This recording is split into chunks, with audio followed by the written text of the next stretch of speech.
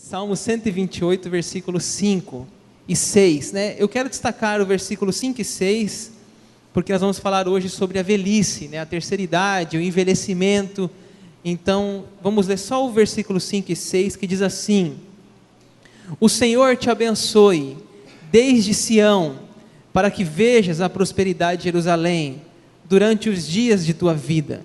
Vejas os filhos de teus filhos, paz sobre Israel. Vamos ler juntos o versículo 6. Vejas os filhos de teus filhos, paz sobre Israel, paz sobre Rondonópolis, paz sobre nosso Mato Grosso.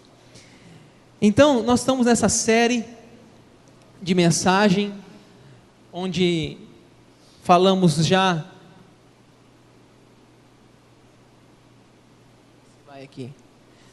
uma série sobre a família. Nós já falamos no começo que tudo começa com namoro, né? Falamos desse momento inicial, que você precisa escolher bem esse namoro, precisa fazer os passos lentos, entregar mais o coração, em vez de entregar o corpo. Falamos muita coisa importante nesse dia. Falamos sobre o início do casamento, que é o primeiro ano do casamento, é um ano difícil. Duas pessoas totalmente diferentes se juntam as malas e vão morar na mesma casa. Homem e mulher, diz John Gray que homens são de Vênus, mulheres são de Marte, totalmente diferente. Não é fácil. Depois falamos dos filhos, né? Chegar dos filhos, filhos pequenos, a gravidez, o nascimento, o nome dado aos filhos, os desafios dessa etapa da vida. O casal já não anda mais de mão dada, agora talvez fica muito focado no filho. Falamos bastante coisa também nesse dia. Semana passada, falamos dos filhos crescendo, né? Quando os filhos já começam a voar, né? Começam a adolescência, faculdade, depois eles vão abandonar o ninho e fica novamente aquele casal sozinho. Por isso a importância que o casal não perca o foco de que o cônjuge vem primeiro do que o filho. E por último, hoje vamos encerrar essa série, depois de quinta semana, vamos falar enfrentando o envelhecimento. Eu quero destacar o versículo do Salmo 127, né? Salmo 127, versículo, se você olhar na sua Bíblia aí, do versículo 1 e 2, fala da família inicial, né? Ali, o início do casamento. Se o Senhor não edificar a casa, em vão trabalham os que a edificam, né? Depois o versículo 3, os filhos pequenos, né? Uma nova fase. Herança do Senhor são os filhos, o fruto do ventre, a gravidez, a gestação, o fruto do ventre. Depois o versículo 4 e 5 do Salmo 127, eles são como flechas na mão do guerreiro, né? Ou seja, a Bíblia fala ali, os filhos da mocidade, versículo 4 fala isso, os filhos da mocidade, então eles já estão crescendo, esses filhos. O Salmo 128, versículo 3, fala assim: a tua esposa no interior da tua casa, como a videira frutífera, teus filhos em volta da mesa, como rebentos da oliveira, né? Essa família já em fase adolescente, adulta, os filhos crescendo. E agora, por último, os pais vão ficando velhos, e agora os pais são avós, eles têm os netos, versículos 5 e 6, versículo 6, né, fala assim: vejas os filhos de teus filhos, que são quem? São os netos, né, são nossos netos, os filhos dos teus filhos, né? Que emoção, né? Além de ser pai, já é uma emoção. Mãe, imagine ser avô, ser avó. Que presente de Deus, que oportunidade maravilhosa que é você chegar nessa etapa da sua vida. Bom, gente, eu coloquei uma imagem aí. Veja as fases da vida, né? E por mais que você se admire, todos nós passamos por isso. Todos nós. A gente não percebe. Vão-se os anos, a infância, a juventude, a idade adulta e a terceira idade. Gente, é um processo natural da vida. Desde que nós nascemos, nós estamos envelhecendo. E vai se passando os anos. Primeiro aparecem uns fios brancos, né, na cabeça, né? Vamos levando na boa. Daqui a pouco já não são um, são três. Daqui a pouco são um monte. Daqui a pouco tem que começar a pintar os cabelos. As tinturas, né? E assim vai mostrando sinais da idade chegando. Quando não, os olhos já não estão enxergando muito bem, né? Já tem que ir no oftalmologista, de meio grau, de 0,25 já vai para 1 grau, vai para mais, e assim vão vindo as dificuldades, as dores, dor na costa, dor nos joelhos, tantas doenças, e assim a gente vai vendo que o tempo está passando. Eu fiz uma brincadeira aí, tem um aplicativo na internet, eu fiz eu idoso, depois vocês podem fazer essa brincadeira aí na internet, né? Então eu fiz uma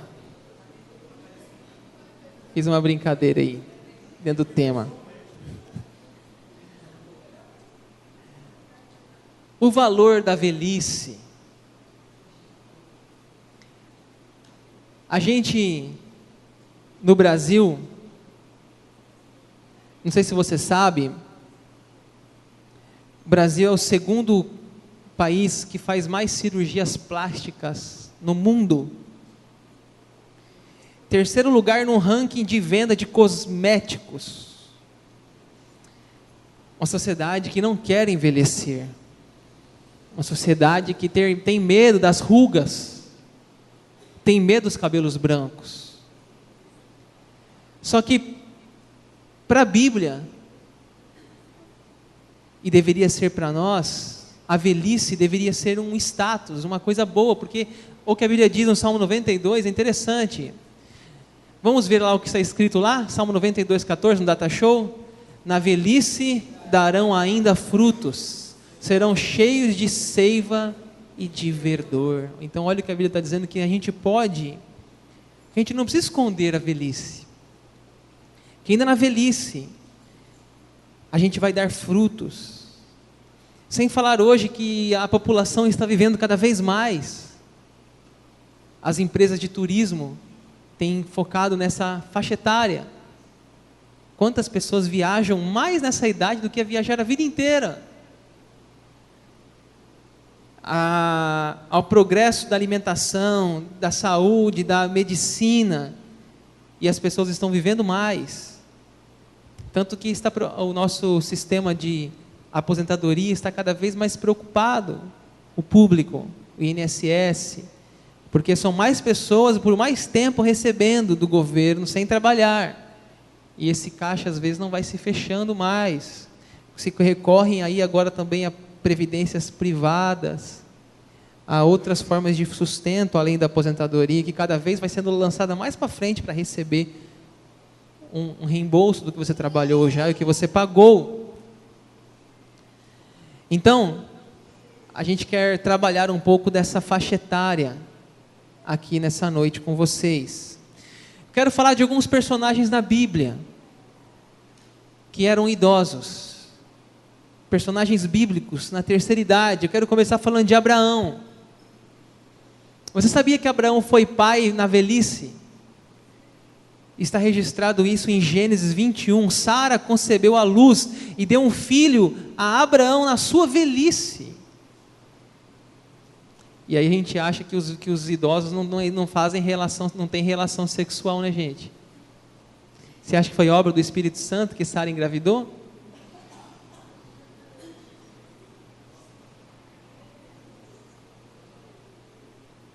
A Bíblia diz que Abraão foi pai na velhice. A Bíblia diz que Abraão morreu em ditosa velhice, Gênesis 25. O que é ditosa? Feliz, velhice. Podemos lembrar aqui também de Moisés. Gente, A Bíblia diz que quando Deus chamou Moisés para a missão de libertar o povo do Egito, ele tinha 80 anos de idade, gente. 80 anos de idade, a sua missão, libertar o povo de Israel do cativeiro. Davi também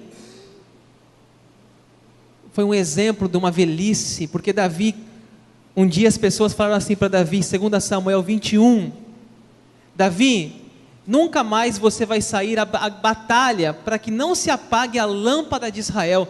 Veja o negócio, eles estão dizendo que Davi, velho, é a lâmpada de Israel. Eles, Davi, você não vai mais sair para a batalha, porque a gente não quer que se apague a lâmpada de Israel. Davi, você é o nosso exemplo, você é o nosso testemunho de vida, a gente quer que você viva muito. Olha que coisa boa, né, gente? Isso aí, Davi ser reconhecido na sua idade. E ele mesmo diz, fui moço e agora sou velho, e eu nunca vi um justo desamparado, nem a sua descendência mendigar o pão. Salmo 37.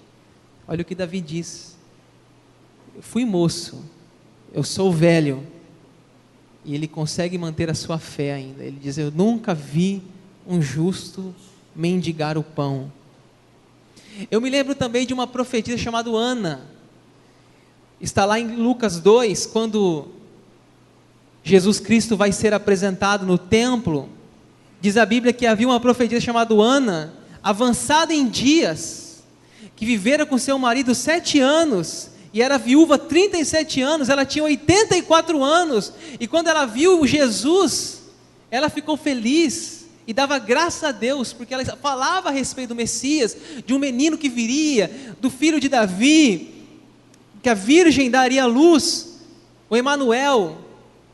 E assim ela viu com 84 anos de idade, imagine a cena, uma mulher de 84 anos pegar Jesus no colo e falar, obrigado meu Deus, porque eu vi o menino, eu vi o Messias, eu vi Jesus Cristo. Ela ficava no templo orando, com 84 anos, gente. Quantas pessoas aí com uma idade, eu já não vou mais na oração porque não tem idade. Ela tinha 84 anos e ia para oração.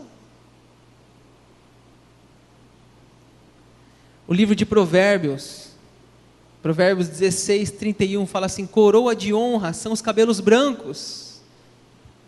Não é uma vergonha ter cabelo branco. Não precisa se envergonhar. Não estou dizendo que você não pode pintar também. Mas estou dizendo que isso você...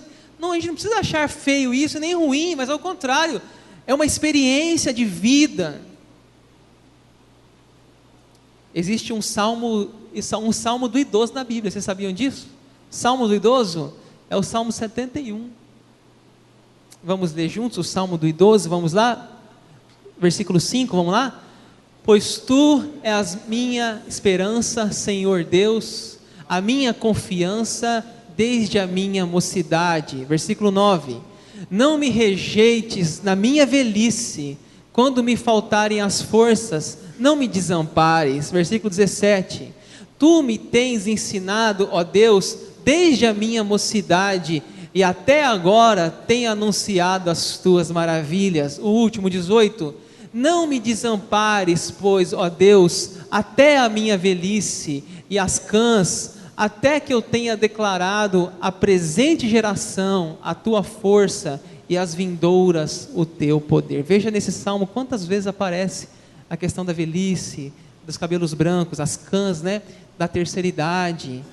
Então esse salmo, Spurgeon chamou ele do salmo do crente idoso. Queria falar algumas coisas aqui nessa fase da vida.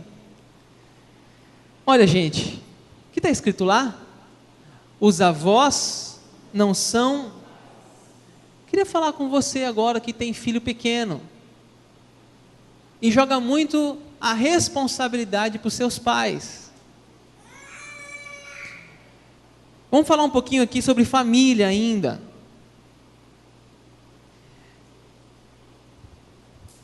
A gente sabe que os avós podem apoiar no cuidado dos filhos, dos netos. Agora, gente, é uma falta de respeito, escute o que eu vou dizer aqui. Uma falta de respeito os pais entregarem os filhos na casa dos avós, para os pais não terem trabalho de educar. Os seus pais já criaram você, não tem obrigação mais de ser pai novamente. Só que tem avó que é muito mole, muito amoroso, não consegue dizer não. Será justo, agora que eles estão em idade avançada, já fizeram o trabalho deles, cuidando de você, agora também cuidar dos netos? Ou seja, tem gente que abusa, não respeita os horários combinados, e os avós enlouquecem com tantas crianças dentro de casa.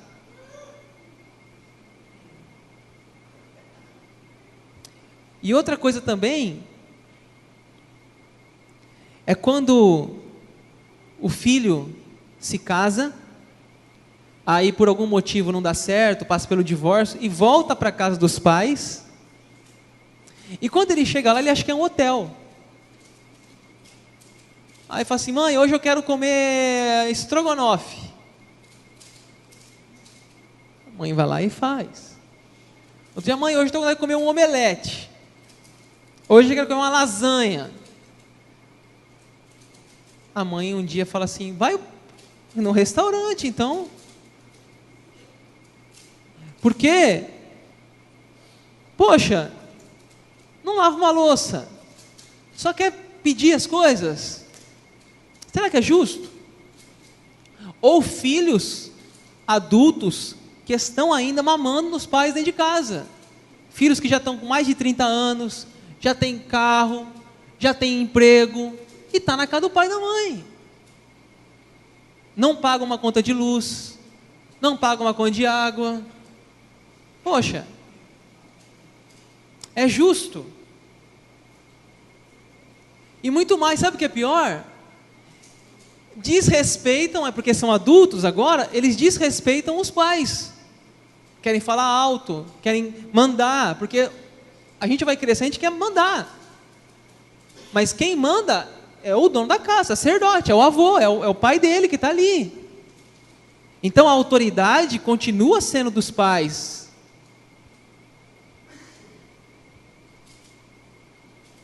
A gente precisa, pessoal, tomar cuidado com isso. Não é fácil cuidar de uma criança pequena. E os pais vão deixando. Deixa 7 horas da manhã e busca 10 horas da noite. Ah, está com a minha mãe. A minha mãe, Mariana está aí, é minha irmã, sabe disso. Minha mãe não aceita não. Minha mãe fala assim: ó, eu sou avó de final de semana. Eu sou avó para levar no shopping, para tomar sorvete, para brincar. E está certo ela. Filhos que abusam. Já cuidaram a vida inteira de você, agora vai cuidar a vida inteira dos meninos? Que você quis ter, ou que você não planejou? Não é justo. Pensem nisso. Agora é claro que é um privilégio ter um avô, uma avó, e ser um avô e uma avó. Há duas figuras na Bíblia muito interessantes de avós.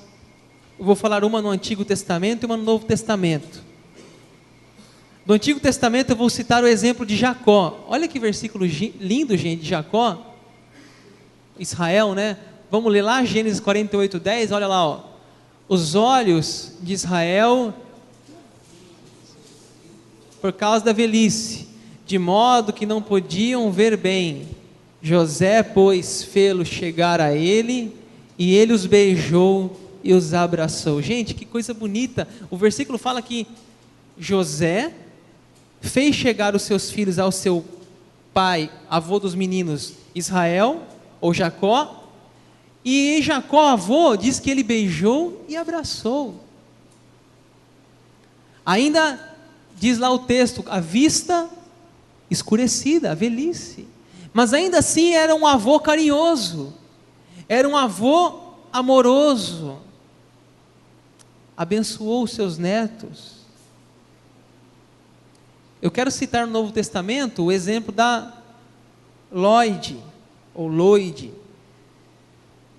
Ela é avó de Timóteo. O versículo lá fala da Eunice, mãe de Timóteo, e da avó Lloyd. E é um exemplo aquela mulher de fé cristã, quando é citada na Bíblia, que fala que a mesma fé que habitou na sua mãe Eunice, que habitou na sua avó Lloyd, habita em você, Timóteo, Paulo fala. Ele conhecia as 3 gerações daquela família. A forma de criar um neto pode imprimir valores, contribuir na formação cristã. Paulo só continuou o que Eunice e Lloyd já tinham iniciado. Os bons exemplos dos avós, a fé dos avós. Quantos avós aqui mesmo na igreja que trazem os filhos para a igreja e muitas vezes os pais não vêm, os netos e os pais não vêm, e os avós que trazem.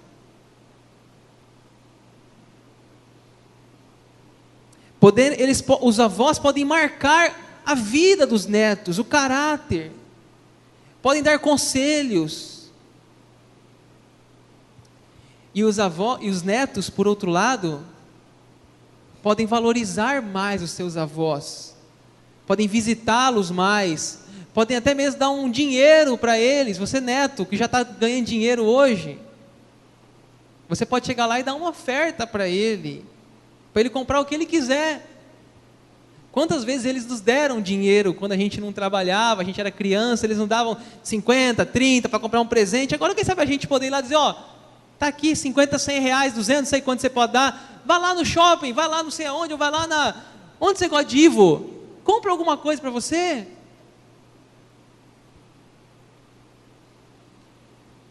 Oportunidade de ter mais paciência com eles.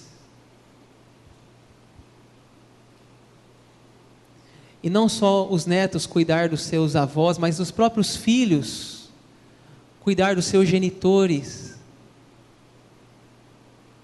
O casal, precisa negociar isso.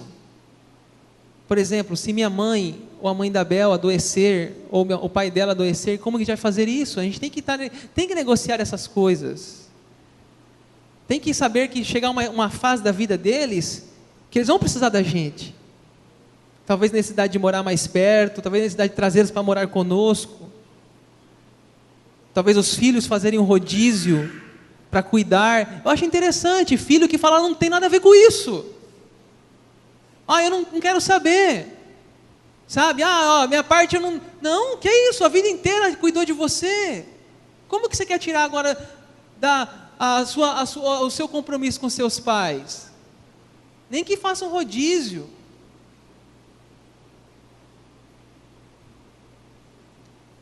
São novas necessidades, novos desafios. O menino viu o pai despedindo o seu avô, o seu pai, seu genitor de casa, e o menino disse que um dia faria a mesma coisa com ele. E a frase inicial é bonita, que diz, um pai cuida de 10 filhos, mas 10 filhos não cuidam de um pai. Então é uma reflexão que a gente precisa fazer. Eu quero ir para a parte final da mensagem, falando aqui de algumas coisas que a gente pode fazer nessa etapa da vida, alguns conselhos para essa etapa da vida. O primeiro deles é aceitar.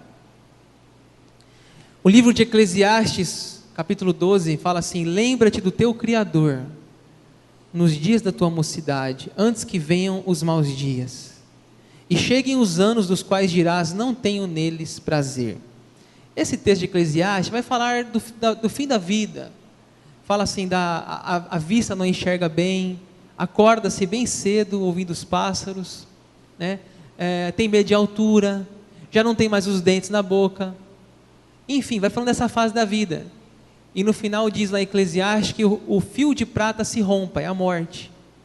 Só que ele fala assim, então lembre-se do Criador enquanto você é jovem, porque vai chegar um momento de dores, de sofrimento. Isso é todos nós, gente. Então, a primeira coisa que a gente tem que fazer é aceitar, não ficar lutando com a velhice, né? Olha o que diz Lia Luft, né? Que bonito que ela fala, a chegada da velhice não precisa enferrujar a alma. Sendo inevitável, né? A velhice é inevitável, ela deveria ser aguardada e recebida como uma amiga há muito anunciada. Ela vem aos poucos, ela vem mansa. Não precisamos pedir desculpas quando ela chega, inventando para outros que temos outra idade ou menos idade. O espírito, no caso o vigor, a fé, é mais importante do que rugas, manchas, andar lento, corpo encolhido. Não é o espírito jovem, mas um espírito próprio de cada idade. Então a primeira coisa a gente precisava fazer é aceitar. Segunda coisa, não deixe de sonhar. Tem muitos idosos aqui na igreja. Essa igreja é uma igreja de 36 anos de existência. Os fundadores da igreja estão aqui. A gente não deve deixar de sonhar. Não devemos deixar de planejar um novo sonho, um novo projeto, uma nova viagem. O sonho dá vigor, dá alegria, aquece, renova. O sonho é combustível. Por isso, poderia citar alguns exemplos aqui. Quem não se lembra aqui está aqui Oscar Niemeyer, que com 100 anos de idade fazia projetos ainda. Aceitou fazer um projeto de arquitetura. Quem não se lembra de Hebe Camargo, 83 anos de idade, ainda ativa na televisão brasileira. Quem não podemos falar aqui também do Billy Graham, famoso Billy Graham, velhinho, idoso, continua ainda dando entrevista, continua aconselhando. Billy Graham, não sei se você sabe, tem enfrentado problemas graves de saúde, visão, audição, mas agora, alguns anos atrás ainda, ele se encontrou com o Barack Obama. Se encontrou com o Barack Obama, como ele fazia com todos os presidentes dos Estados Unidos. Podemos falar aqui do próprio pastor Messias Anacleto Rosa, aqui da nossa igreja Presbiteriana Independente, que esses livros que vocês recebem aqui na igreja, é do pastor Messias. Pastor Messias, eu não sei a idade dele, mas só de ministério pastoral ele tem 60 anos, de ministério pastoral. Se a gente colocar pelo menos mais 22 anos aí de curso teológico, vai dar 80 anos de idade, e ele escreve livros ainda hoje, todo ano ele publica um livro, e nós damos de presente aqui os seus livros, um livro de um pastor idoso, e esse livro já abençoou muita gente aqui na igreja. Então por que a gente para de sonhar nessa terceira idade? Terceiro, cuidar-se. Muitas pessoas nessa idade não se alimentam tão bem. Gente, tem uma frase que eu gosto muito, fala assim: o peixe morre pela boca, e o ser humano também. Come mal, muito açúcar, muito sal, muita gordura. Cuide-se. Se você pode ainda fazer uma caminhada, faça.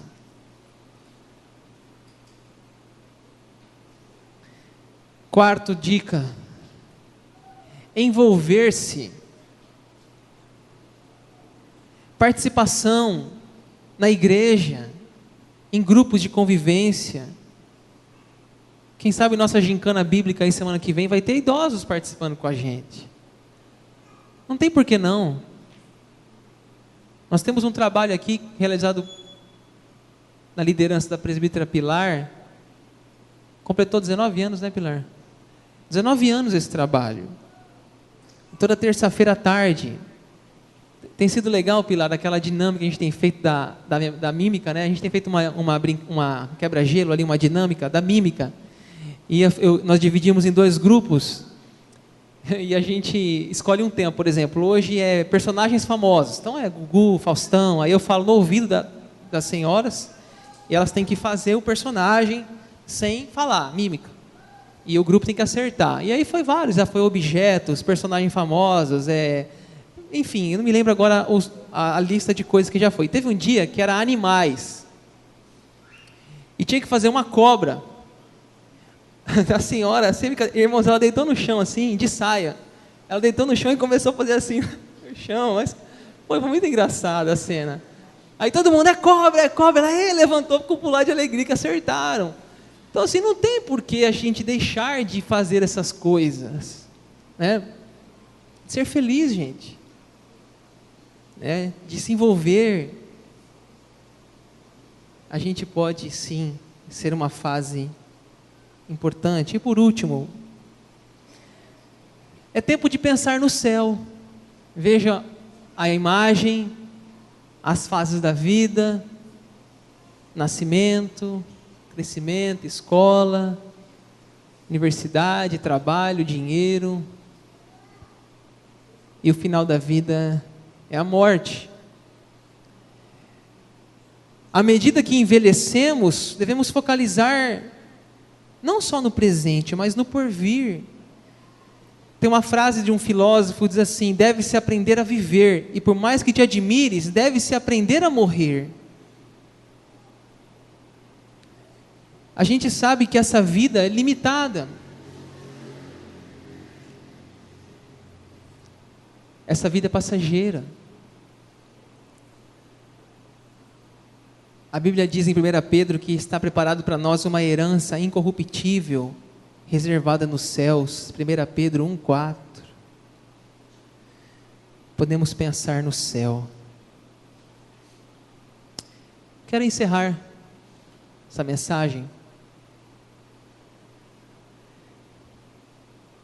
O pessoal do louvor aqui pode se preparando. Nós temos vários tipos de família, não é mesmo? A família perfeita é imperfeita. Como seria bom se toda a família tivesse o pai, a mãe, os filhos.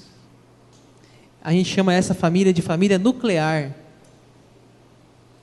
Mas tem, por exemplo, famílias que o pai abandonou, o pai faleceu. Temos casos de famílias que a mãe abandonou, não tem nenhum registro da mãe.